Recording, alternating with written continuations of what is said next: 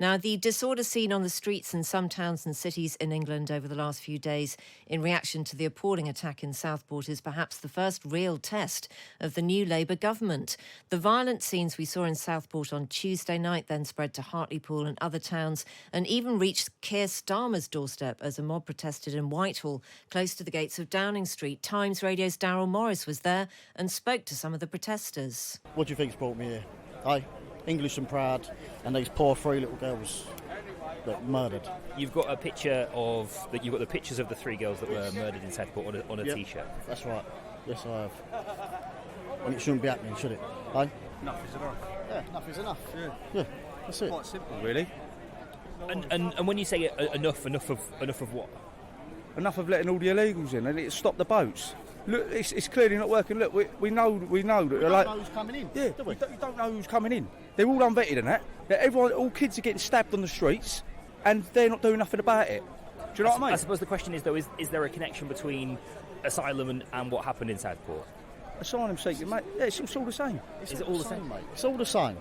Well, Keir Starmer will be giving a press conference following his meeting this afternoon with police chiefs, and we will bring you that live. We're expecting that at around 4 o'clock. Now let's talk to Ivan Humble, who used to be a regional organiser for the EDL, but is now a campaigner against extremism and trainer for Me and You Education. Ivan, a very good afternoon from us.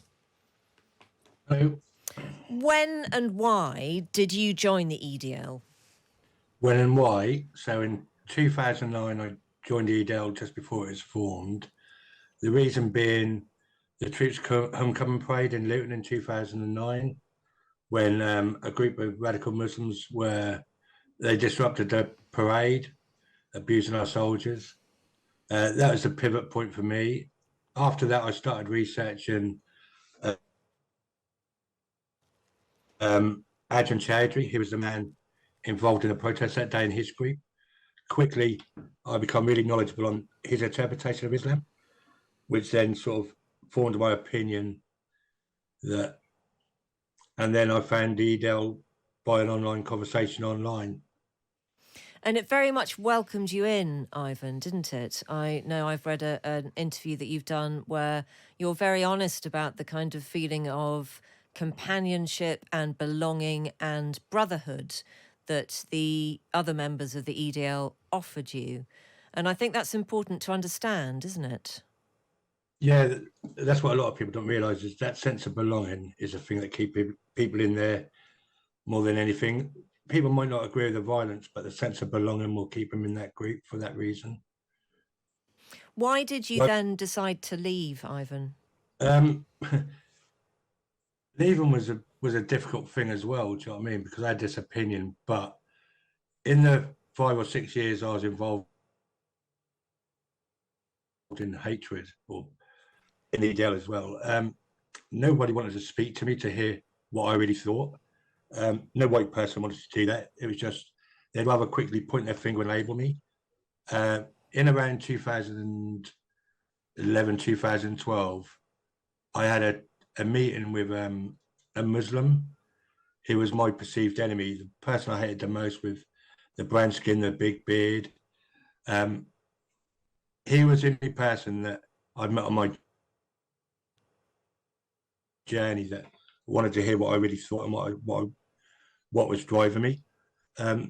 So I sat down with a conversation with him for a couple of hours, and afterwards it was obviously he didn't agree with everything I said, and I was trying to provoke him. I was trying to make him angry, but nothing I said worked. He just remained calm. And then when I'd finished, he reminded me that although I had many genuine concerns that he shared as well, I had lots of misconceptions around Muslims and Islam in general. So because he took that time and the respect to sit me down and listen to me, I then repaid the respect by asking him to teach me about my misconceptions, which obviously changed my life. But not only that, it wasn't just a quick conversation. It took 2.5 years of understanding everything that I thought and admitting sometimes that I was wrong in places. It was then I was able to walk away from hatred.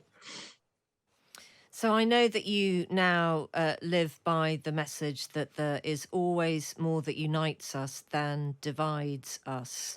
And I Yeah, wonder what you think, how you think that that message can be successfully communicated to the kind of people that we've seen out on the streets in cities and towns over the last 48 hours who are absolutely being accused of dividing us.